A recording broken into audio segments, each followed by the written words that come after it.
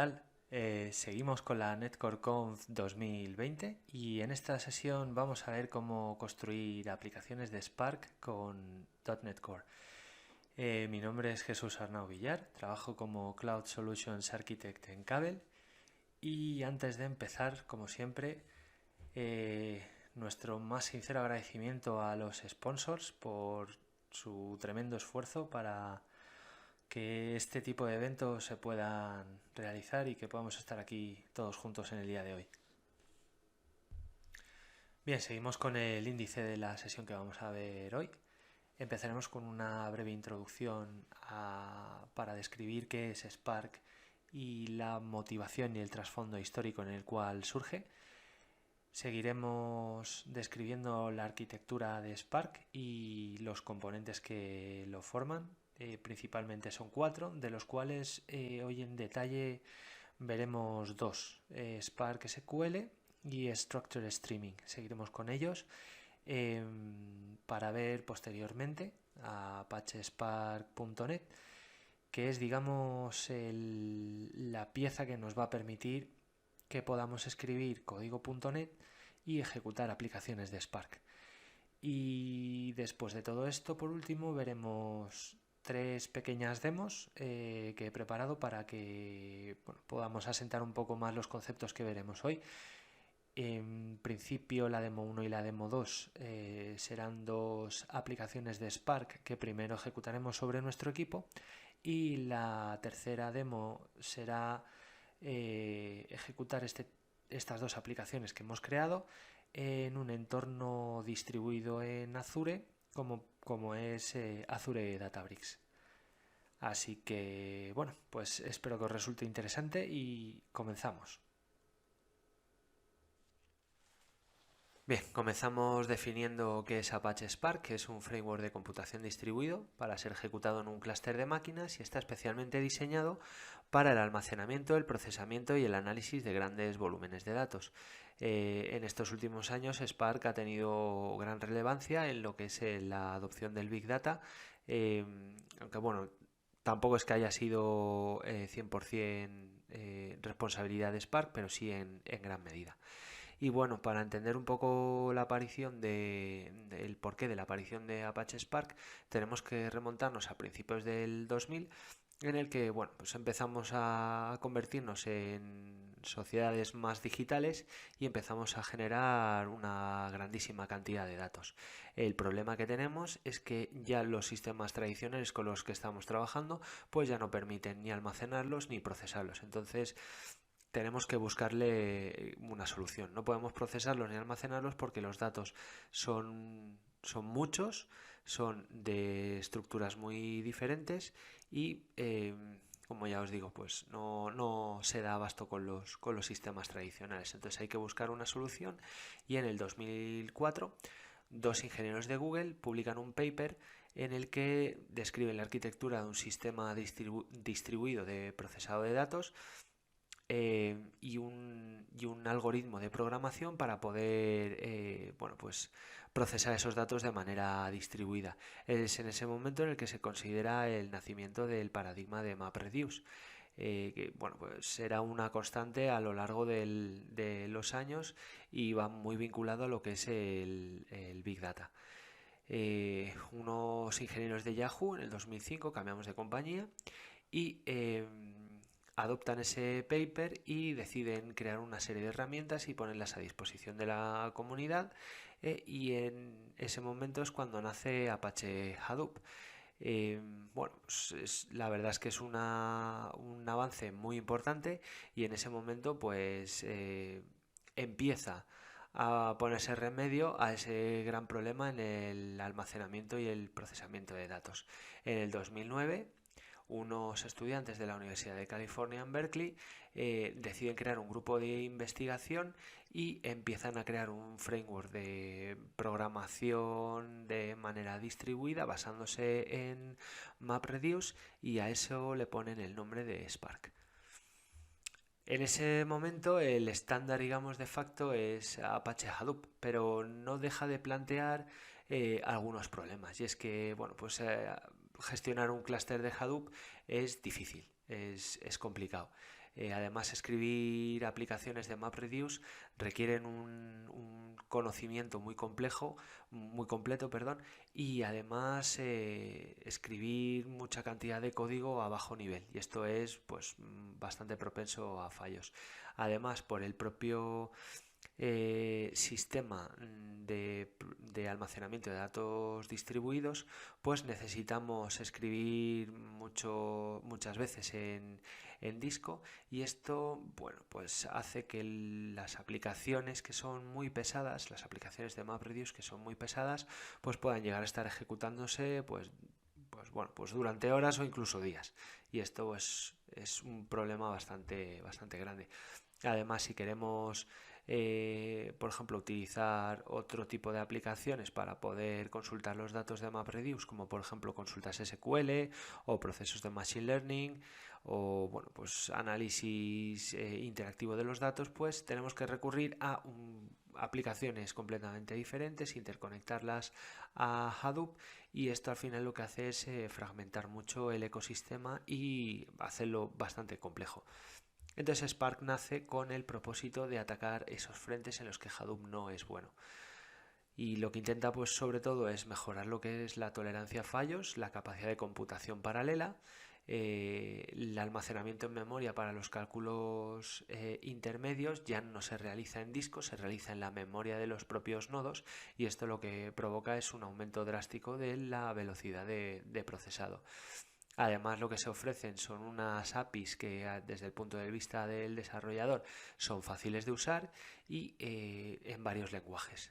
Hadoop solo podemos programar en Java, y en Spark podremos programar en Scala, en Java, en Python, en R y en SQL.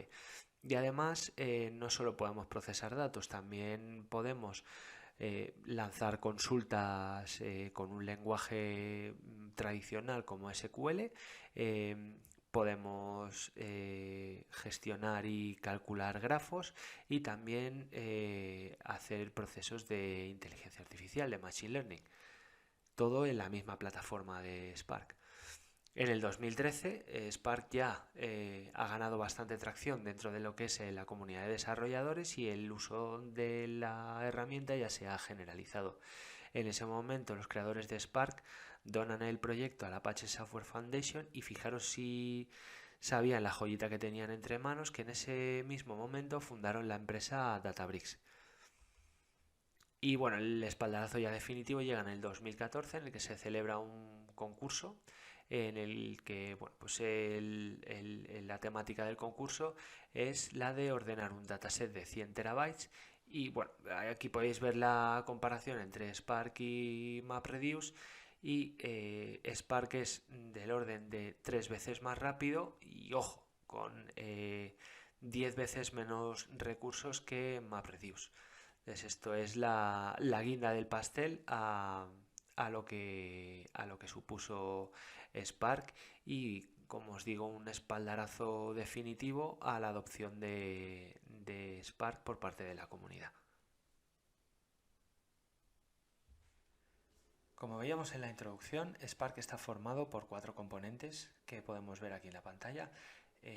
Por un lado, Spark SQL, datos estructurados; Structure Streaming para las fuentes en tiempo real; MLlib para los cálculos de algoritmos de inteligencia artificial; y GraphX para lo que es la computación de grafos. En Spark podemos desarrollar en 5 lenguajes distintos, como pueden ser R, SQL, Python, Scala y Java.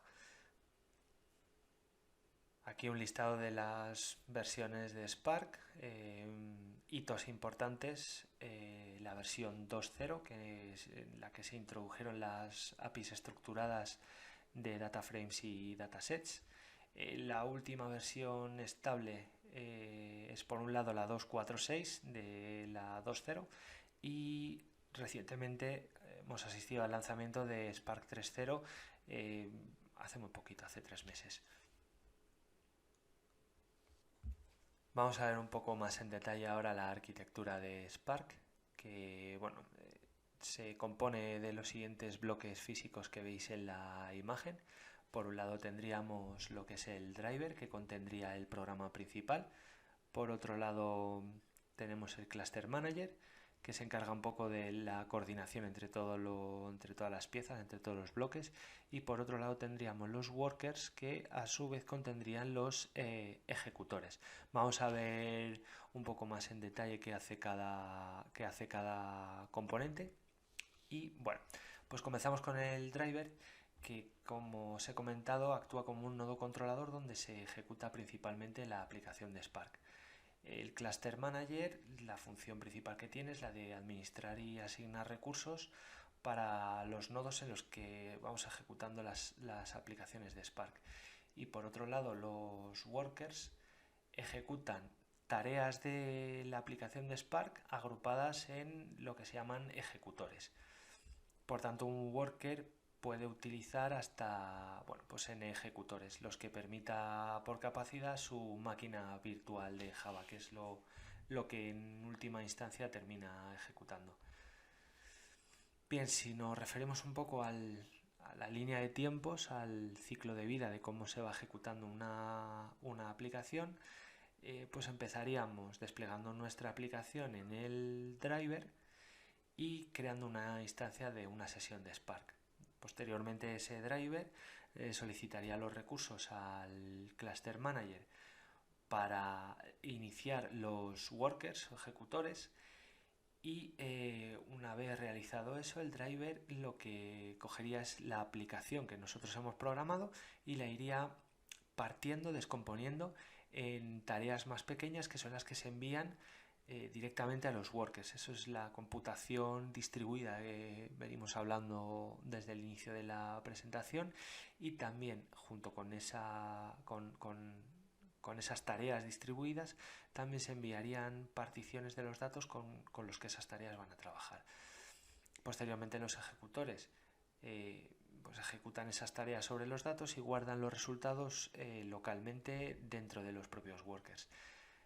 La tolerancia a fallos, como hablábamos, si algún worker falla, pues sus tareas serían enviadas a diferentes ejecutores para continuar el reproceso y que el proceso general pues no se viera afectado. Y bueno, pues en última instancia, pues cuando ya la aplicación ha terminado, el Cluster Manager libera todos los recursos que han sido solicitados por el driver. Esta imagen que veis aquí ilustra a la perfección cómo se ejecuta una aplicación de Spark. En realidad, la aplicación lo que se descompone es en una serie de jobs que a su vez se descomponen en una serie de etapas o stages que se subdividen en tareas. Esto al final no es más que un plan de ejecución que genera Spark, que de hecho es internamente con lo que trabaja. Es un plan de ejecución o un grafo de operaciones cuya unidad básica de ejecución termina siendo una tarea. Dichas tareas se dimensionan para que se puedan ejecutar en un único core de cada uno de los workers que hemos hablado anteriormente. Bueno, para que os hagáis una idea, un nodo con 16 cores pues puede ejecutar hasta 16 tareas en paralelo. Sacado un poco el cálculo de lo que habíamos visto anteriormente cuando vimos la tabla del concurso de estadísticas de Spark contra MapReduce, se llegaban a ejecutar operaciones en 6.000 y pico nodos, que bueno, si lo multiplicáis por 16 pues os podéis dar cuenta de la cantidad de tareas paralelas que estaba ejecutando Spark. Una cosa muy importante es el concepto de transformaciones y acciones. ¿Qué es esto? Pues Spark se subdivide en dos tipos de operaciones principalmente. Cuando trabajamos con Spark y escribimos código, en realidad podemos hacer dos tipos de cosas diferentes. Por un lado, las transformaciones, que son operaciones que, digamos, van a transformar los datos con los que estamos trabajando y van a generar un nuevo conjunto de datos. Por lo tanto, el conjunto original, digamos que no se ve alterado. Hay un principio de inmutabilidad ahí. Estas transformaciones no se ejecutan de manera inmediata y se van almacenando en secuencia, generando, como decíamos, un plan de ejecución o un lineaje de las operaciones totales que se van a ejecutar. ¿Cuándo realmente se ejecutan? Pues cuando llegamos a la ejecución de una acción o una lectura o escritura de datos. ¿Y qué es una acción? Pues algo que desencadena la ejecución de todo ese plan ese plan de transformaciones que se ha grabado, que como podéis ver aquí en la imagen, pues vamos acumulando transformación tras transformación. A la salida de cada una de estas transformaciones se generaría un data frame nuevo y ese data frame nuevo al final, cuando ejecutamos la última acción, el data frame resultante es el conjunto de todas las tareas que hemos ido acumulando por el camino. Ejemplos de transformaciones, pues las que podemos ver aquí. Podemos ordenar, podemos agrupar, podemos filtrar por un where o seleccionar columnas o hacer uniones de conjuntos. Por otro lado, las acciones serían todas aquellas pues que implican mostrar datos, coger datos de un determinado dataset o ejecutar un conteo de filas, un collect, que digamos lo que haría es traerse todos los datos que hay en los workers y centralizarlos en el driver. Esto es una operación peligrosa porque dependiendo del conjunto de datos, de la magnitud del conjunto de datos, podemos encontrarnos con problemas de memoria en el driver. Es una operación que hay que tener mucho cuidado cuando la usamos. O bueno, siguiendo con la lista de acciones, pues el save, que sería guardar el data frame con el que estamos trabajando a un fichero físico, bien en una máquina concreta o bien en un blob storage o en un S3 de Amazon. Las transformaciones las podemos agrupar en transformaciones, digamos, estrechas y transformaciones amplias. Las transformaciones estrechas son aquellas que nos permiten trabajar únicamente con los datos que tenemos, las particiones que tenemos únicamente en el nodo en el que estamos trabajando, y las transformaciones anchas anchas lo que nos permiten es trabajar con todas las particiones que tenemos en todos los nodos. Es decir, es una operación que, como por ejemplo el order by y el group by, se consideran transformaciones de tipo ancho porque necesitamos todos los datos de todas las particiones para obtener la ordenación total del conjunto. Seguimos con Spark SQL y los data frames. Bueno, hasta ahora hemos dicho unas cuantas veces la palabra data frame.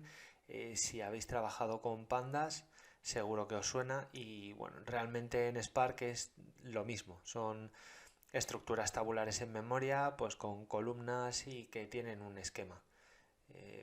Siendo cada columna pues de un tipo diferente, pues pueden ser strings, pueden ser timestamps, enteros, maps, arrays, etcétera.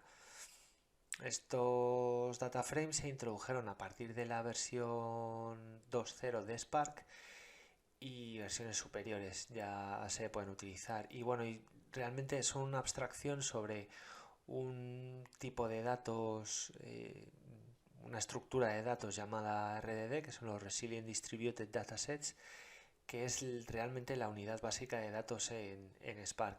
Previa a la versión 2, la única forma de trabajar de manera distribuida en Spark eran con estos RDDs.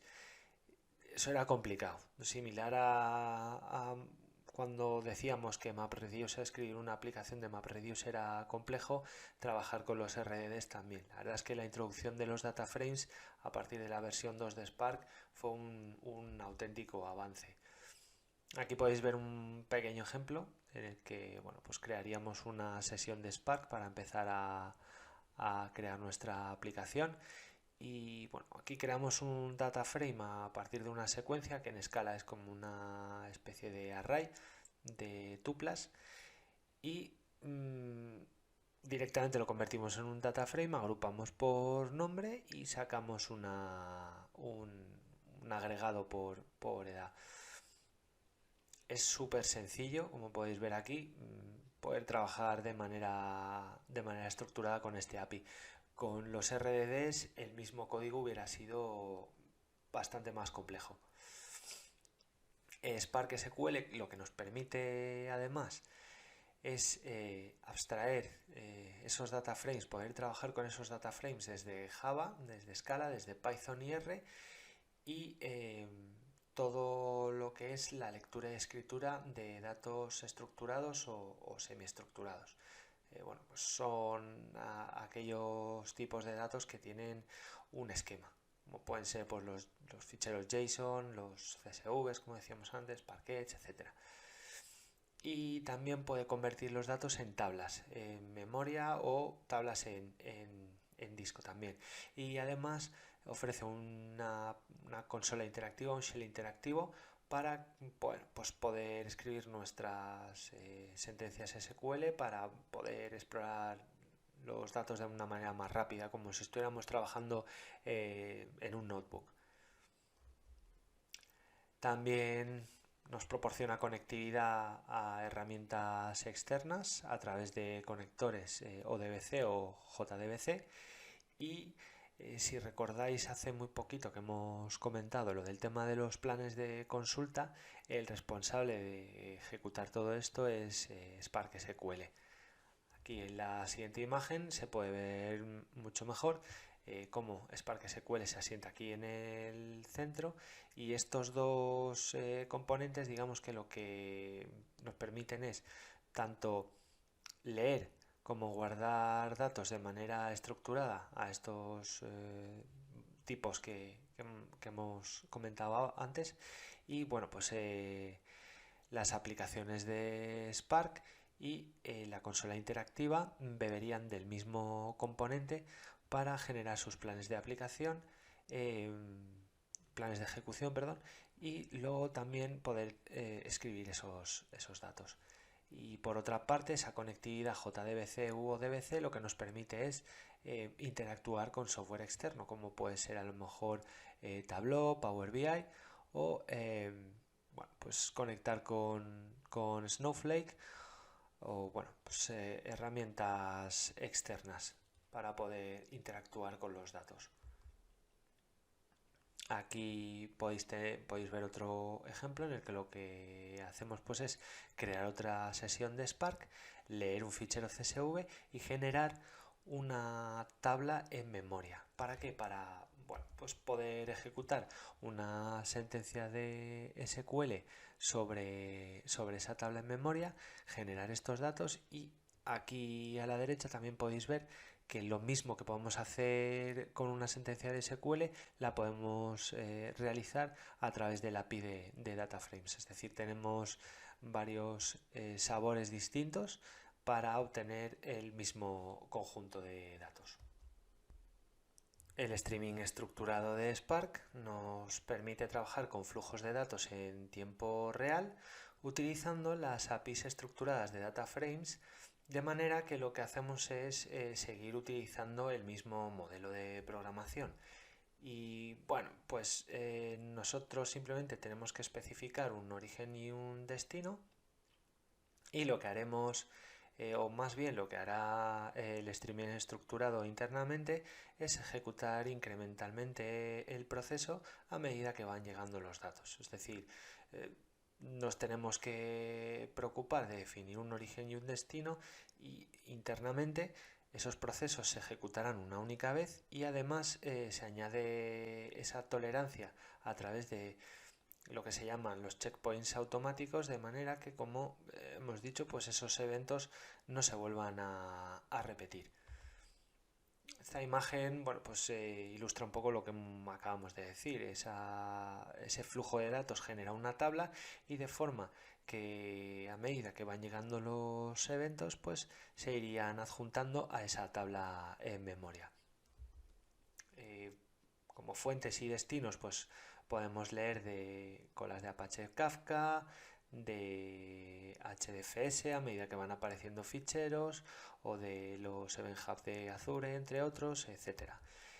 Bueno, aquí tenéis un ejemplo parecido al que veíamos hace unas cuantas slides en el que pues definiríamos una fuente de entrada de tiempo real a través de un socket de TCP. Iríamos recibiendo palabras, las agruparíamos y realizaríamos un conteo. Este checkpoint directory que se crea aquí es una variable que lo que apuntaría es a el directorio donde se van a guardar los ficheros internamente que el streaming estructurado va a usar para pues poder realizar información de control para que los eventos no se nos repitan. Y en esta parte de aquí lo que haríamos es escribir los datos, y a medida que los fuéramos recibiendo, veríamos en la consola cómo se van añadiendo al final de la tabla. Y llegamos finalmente a ApacheSpark.net. El monigote que veis ahí en la imagen, el pobre, pues si quería trabajar con Apache Spark hasta ahora, tenía que terminar desarrollando en Scala o en Python. Pero ahora ya tenemos disponible .NET. En el siguiente enlace de GitHub podéis encontrar el proyecto que subieron los autores. Hace poco más de un año tenemos esto disponible. ¿Y cómo funciona realmente? ApacheSpark.net se asienta sobre la capa de interoperabilidad que ofrece Spark sobre las APIs Core de Scala y Java. Mientras que R y Python tienen su propia capa de interop, ApacheSpark.net ofrece la suya propia. R y Python se encuentran integrados dentro del mismo proyecto, del propio proyecto de Spark, mientras que ApacheSpark.net pues permanece como una librería externa y así seguirá siendo. Si revisáis este hilo de Jira, pues hay una solicitud de los autores de ApacheSpark.net a los autores de Spark para integrar la capa de .NET dentro del propio proyecto de Spark, y pues ahí hay una discusión interesante con opiniones a favor en ambos bandos. ApacheSpark.net es compatible con las versiones de Spark hasta la 2.4.5. De momento la 3.0 va a tener que esperar un poquito porque todavía pues está en progreso. Es una API muy reciente y todavía se está adaptando ciertas partes de la librería para poder utilizar cosas propias de la 3.0. Y la instalación, te he de decir que no es sencilla, ¿vale? Como todo lo que implica instalar cosas de Java, pues nunca es sencillo. Probablemente algún fan de Java ahora mismo me quiera apuñalar, pero lo siento, es la verdad. El primer paso es instalarnos el JDK 8.1, que es con el que es compatible Spark, y una vez hecho eso setearemos una de las variables de directorio de instalación de Java. Posteriormente tendríamos que instalar Apache Spark 2.4.5, la versión que contiene Hadoop, y setear las variables de entorno propias tanto de Hadoop como de Spark. Por último, habría que descargar el WorkKit de Microsoft Spark, que es el que nos va a permitir realmente la ejecución de código .NET. Habría que descargarse esa versión que tenéis en el enlace y de manera similar pues setear la variable de entorno propia para este worker. Sintaxis muy parecida a lo que habéis visto, a lo que habéis podido ver en Scala y en Python. A la hora de crear una sesión es prácticamente muy similar. A la hora de utilizar los data frames, básicamente más de lo mismo. Y tanto el filtrado como la selección, aquí os podéis fijar, transformación, acción, y es hermano gemelo. Aquí podéis ver una comparativa mejor. Si veis el código en Scala y veis el código en C#, veréis que salvo lo que es la sintaxis en cuanto a las mayúsculas y los operadores de igualdad, prácticamente podríamos copiar y pegar este código y poder utilizar un job de escala en C#. ¿Cómo se ejecutan las aplicaciones de .NET en Spark.net? Pues bueno, en Scala uno de los modos clásicos es usar el Spark Submit, que es uno de los comandos de Spark, en el que necesitaremos especificar la clase que contiene nuestro código, y esa clase a su vez estará embebida dentro de un jar que ya tendremos compilado previamente. Además podríamos suministrar argumentos para esa clase, y bueno, para la parte de Spark.net es prácticamente igual. Importante, esta clase de aquí, este .NET Runner, es el worker que hemos instalado previamente, y esta es, digamos, la capa de interop que hemos visto al principio, que nos va a permitir ejecutar el código .NET. Aquí especificaríamos el path del worker que hemos instalado, del jar que hemos instalado, y por último nuestro ejecutable o DLL compilada en .NET junto con los argumentos. Ahora vamos a ver un par de ejemplos de cómo desplegar tanto un job como otro job de Spark Streaming. Seguimos con la primera de las demos que vamos a ver hoy, y en este caso lo que vamos a hacer es cargar un fichero CSV desde un Blob Storage, lo leeremos con Spark, aplicaremos un esquema determinado sobre el fichero, haremos un par de transformaciones sobre el mismo, y por último escribiremos los resultados en otra ruta del mismo Blob Storage y con formato Parquet, que es, digamos, el estándar en el mundo del Big Data. Bien, lo primero que tendremos que hacer es crearnos una aplicación de consola en Visual Studio y instalar el nugget de Microsoft Spark, este de aquí, que lo que va a hacer es instalarnos estos dos jars que tenemos aquí, y el que utilizaremos es este Microsoft Spark versión 2.4, con la versión 0.12.1 correspondiente al worker que hemos instalado en nuestro equipo. Bien, pues bueno, el código es bastante sencillo. Lo primero que haremos es crear una sesión de Spark, siempre es el primer paso. En el segundo leeremos el fichero y aplicaremos un esquema correspondiente, que si vamos al método podemos ver que es un esquema en el que se castean, pues se definen unos campos y se castean a su tipo de datos correspondiente. Hay de todo, hay enteros, hay longs, hay enteros más largos, decimales, etcétera. Seguidamente, una vez hayamos leído ya con un esquema determinado el fichero, procesaremos el dataset, que consistirá en añadir un par de columnas muy sencillas, una de ellas con una de las columnas en la que se han eliminado sus espacios, y en otra con la fecha en la que hemos procesado el dataset. Y por último mostraremos una pequeña información acerca de los datos que contiene, pues bueno, de distinto tipo, pues el número de películas que aparecen en el dataset, el número de directores, los actores o el actor que más veces ha aparecido en una película, y por último la película más popular. Y el último paso ya sería guardar el fichero, que lo haremos, como decíamos, en la ruta que le pasaremos por parámetro, que será el mismo Blob Storage, pero en una ruta diferente, que irá clasificada por la fecha en la que estamos procesando el fichero.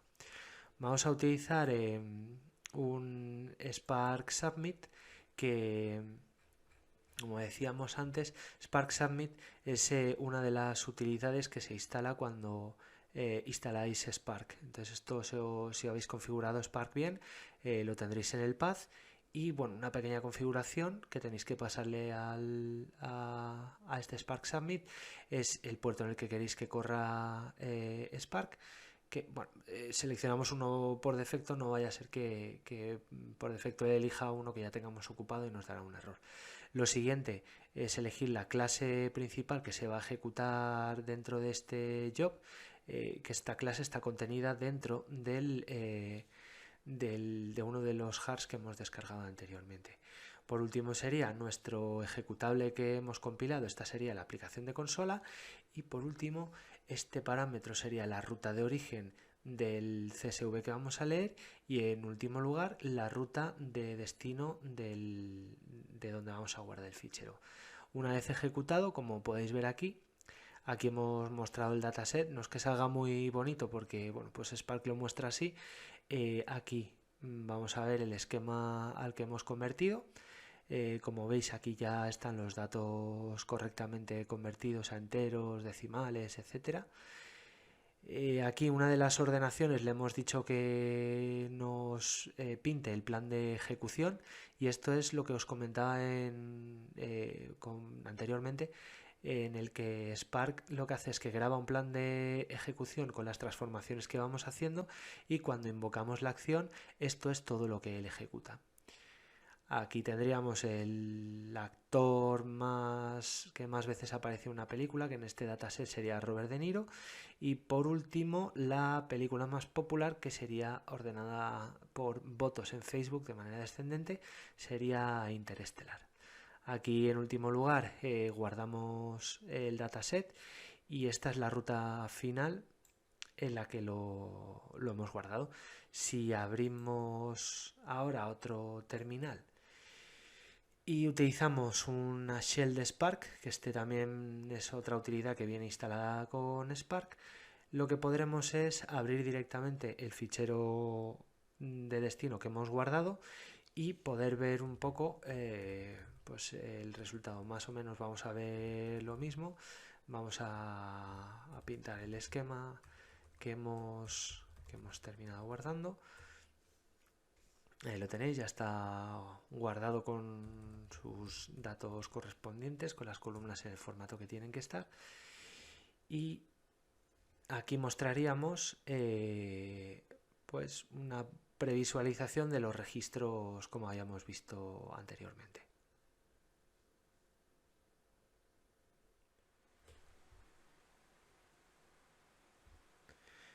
Vamos ahora con la siguiente demo, en la que vamos a ver un escenario de consumo de datos en tiempo real.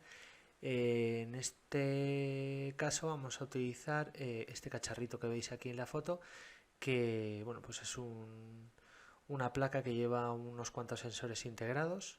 Nos interesa sobre todo los que lleva de humedad y temperatura, y lo chulo de este cacharro es que va conectado ya a un Azure IoT Hub que habremos creado previamente en una suscripción, y ahí es donde recibiremos los datos. Este es un poco el esquema del ejercicio que vamos a ver, en el que la placa enviaría los datos de humedad y temperatura a un IoT Hub, y con Spark vamos a leer ese stream de datos, vamos a extraer los datos, los vamos a transformar y por último los vamos a guardar. Los pintaremos por consola primero y después los escribiremos en formato Parquet. Bien, pues este sería más o menos el mismo modo de proceder. Crearíamos una aplicación de consola también, crearíamos la sesión de Spark y en este caso, en lugar de leer un fichero, lo que leeríamos es un stream de eventos con la opción para formatearlo como una entrada de Event Hub de Azure. Aquí le estableceríamos las propiedades de, bueno, pues el string de conexión, el número de particiones, etcétera. Y lo interesante es esta parte de aquí. Aquí es donde recibiríamos esa secuencia de eventos, y aquí ya va la primera de las transformaciones. Aquí extraemos del cuerpo del mensaje, lo convertimos en un string y lo casteamos a un JSON y sacamos de ahí la temperatura y la humedad. Lo proyectamos como un objeto, porque esto va a venir al final como un objeto, y lo proyectaremos sobre otro que llamaremos raw, y leeremos también las dos columnas que vienen con el propio mensaje de Azure Event Hub. Luego posteriormente aquí aplicaremos otra transformación en la que leeremos la temperatura y la humedad de esos objetos y lo aplanaremos y lo convertiremos en formato Double. Y por último, renombraremos las columnas para que ya no tengamos el prefijo del objeto. Crearemos un pequeño campo de alerta de temperatura si esta temperatura sobrepasa los 40 grados. Y por último, haremos una select para quedarnos solo con los campos que nos interesa, pintando por último el esquema. Y aquí, una vez hayamos tenido todo ese flujo de eventos ya transformado, lo que haremos es escribir ese flujo y con un modo de salida en el que iremos pegando los registros a medida que se van insertando, que van llegando, y primero lo pintaremos por consola. Bien, si vamos similar a antes, si ejecutamos un Spark Summit, en este caso sería muy parecido al anterior, únicamente que llevaría esta propiedad extra, que lo que le decimos aquí es que se descargue de un repositorio de Maven el paquete de Azure Event Hubs para Spark que vamos a necesitar. Bueno, también le indicaríamos aquí el ejecutable que acabamos de compilar también, y simplemente si ejecutamos esto deberíamos de ver la secuencia de eventos entrante. Aquí está cargando el programa, instalando las dependencias.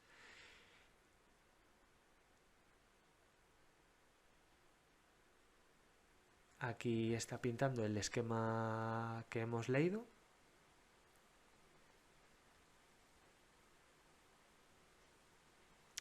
Y por último, ahí podéis ver los batches que a medida que van llegando, este más grande ha llegado porque ha debido de acumular toda la secuencia de eventos mientras Spark estaba arrancando, y ahora el cacharro, la placa lo manda cada 5 segundos, entonces aquí vamos a ir viendo pues los datos de temperatura, humedad, etcétera, a medida que van llegando.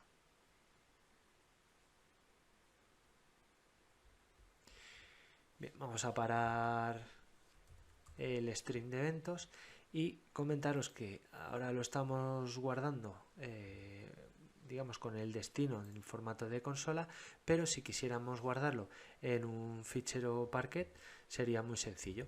Simplemente tendríamos que escribir aquí en Parquet y aquí la ruta de salida que le hemos pasado por parámetro antes, y el checkpoint location que le habremos pasado también como otro parámetro en la invocación de Spark Summit, y aquí lo que vamos a establecerle es la ruta donde queremos que guarde la información de control para que Spark Streaming sepa cuáles son las posiciones del Event Hub que tiene que ir leyendo, para que de esta manera pues si se produce algún fallo siempre podamos arrancar de la última posición que leímos.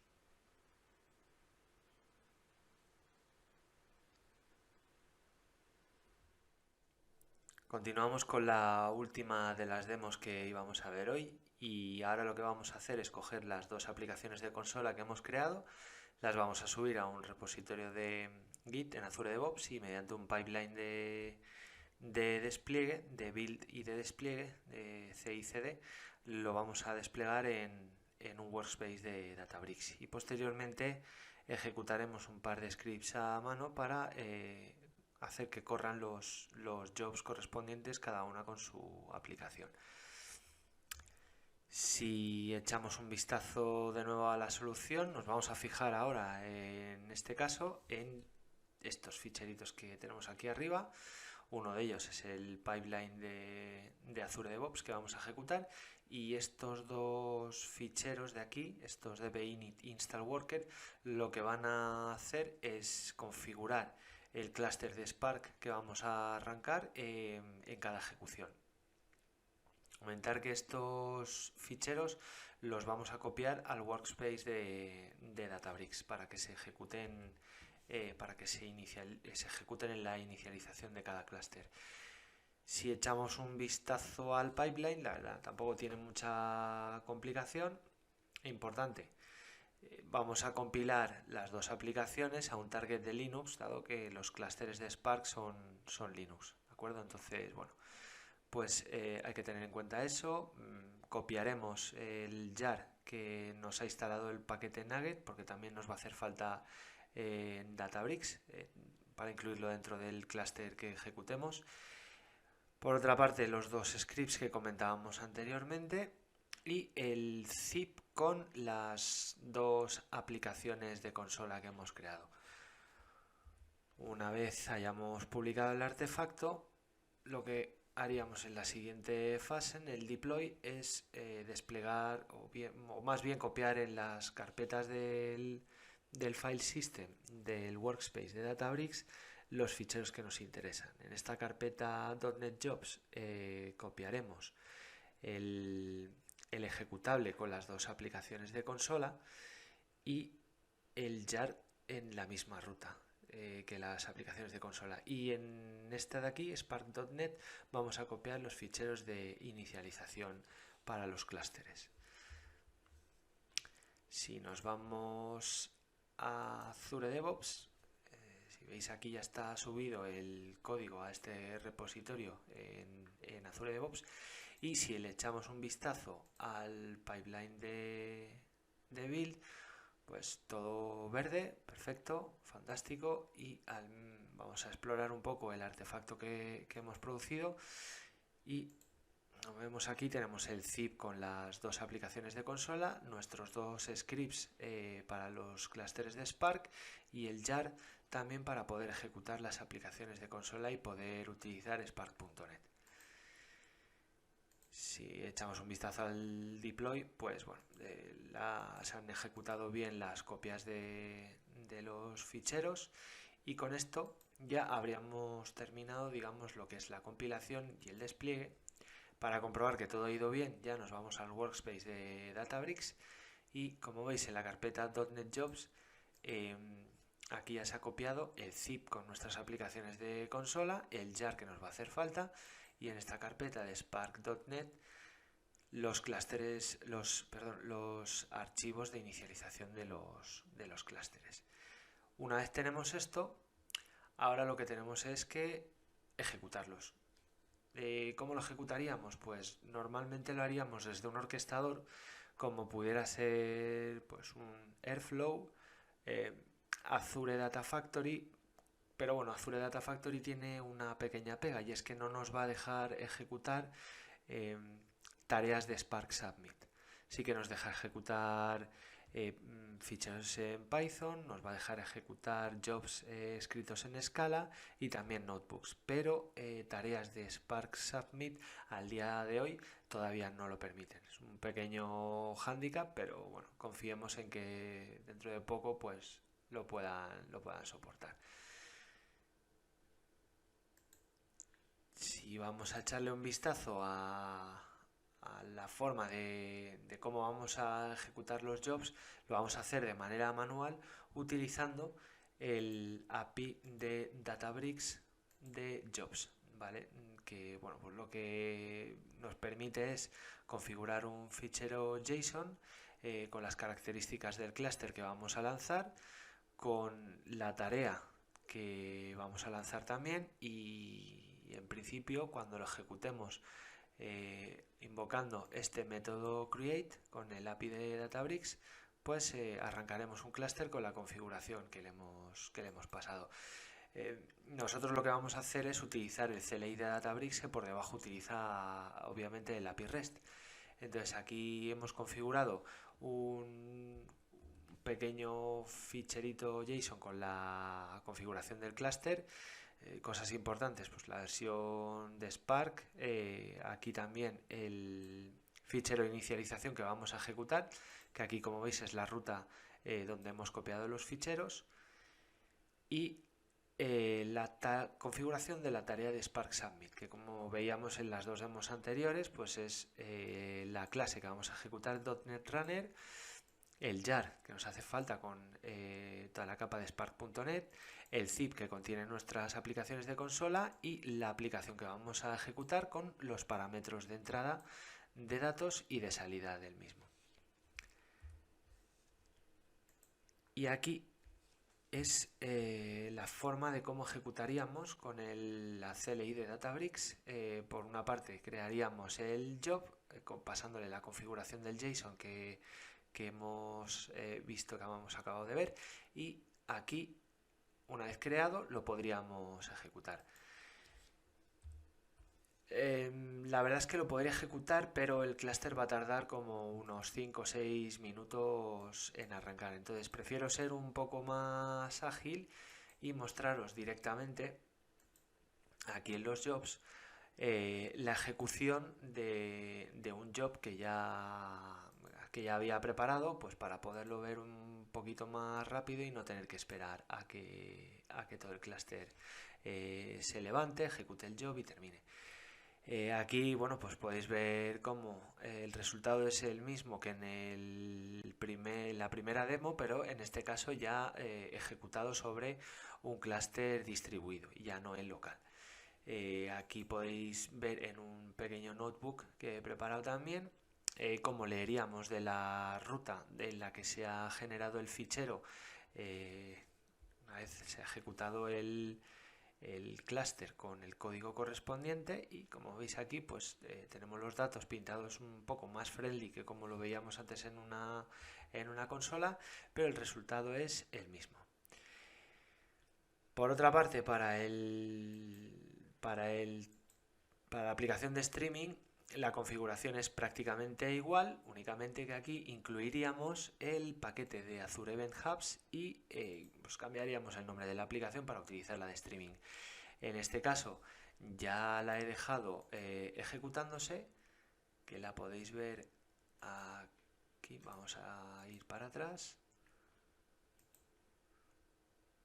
Y aquí este job que está corriendo, ya unos 40 minutos corriendo, pues está recibiendo los eventos de nuestro sensor de temperatura y de humedad, y aquí podéis ver en otro notebook donde vamos leyendo de la ruta de destino y van aumentando el número de eventos que vamos recibiendo. Aquí tenemos 973, 81, etcétera, ¿no? Entonces aquí también pues podéis ver la tabla de temperaturas de una manera más cómoda que la que veíamos anteriormente. Y también pues en este caso una cosa buena que tiene Databricks son las herramientas de visualización que nos permitirían ver los datos que hemos almacenado. Como veis aquí tenemos la curva de evolución de la temperatura y la curva de evolución de la humedad. Y bueno, esto sería el final de las demos que os quería enseñar, ejecutado enteramente en Databricks.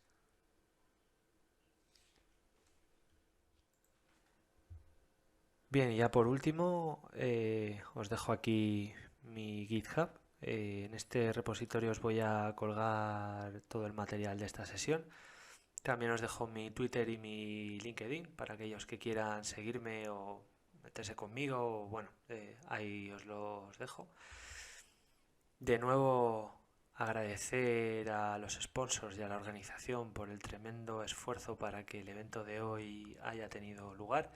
Para mí ha sido un auténtico honor haber podido formar parte de la edición de este año, y sobre todo a ti, que estás detrás de la pantalla. Muchísimas gracias por haberme dado el más preciado de tus tesoros, tu tiempo. Un abrazo